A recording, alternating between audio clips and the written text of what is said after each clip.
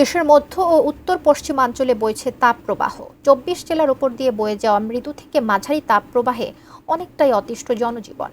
আবহাওয়া অধিদপ্তর বলছে আগামী রবি সোমবারের পর থেকে দেখা মিলতে পারে বৃষ্টির। একটু স্বস্তি পেতেই এমন দুরন্তপনা। বেশ কয়েকদিন ধরেই দেশের উপর দিয়ে বয়ে যাওয়া তাপপ্রবাহে জনজীবন অনেকটাই অস্বস্তিতে। তারপরও জীবিকার তাগিদ কিংবা ছুটির দিন উপভোগ করতে যারা বের হয়েছেন, এমন কাঠফাটা গরমে খুঁজছেন স্বস্তির ছায়া। এখানে অনেক ঠান্ডা পানি গোসল করে অনেক আরাম আছে।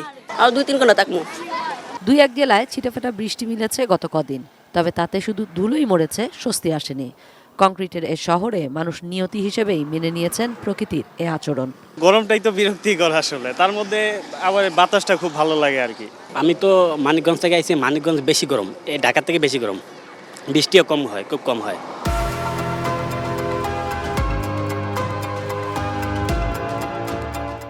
ঢাকা শহরে আমরা গাড়ি ঘোড়া বেশি, যানজট বেশি, মানুষজন বেশি, এর লেগে আমরা গাছগাছালি কম, গাছপালা, এর লেগে আমার গরম বেশি।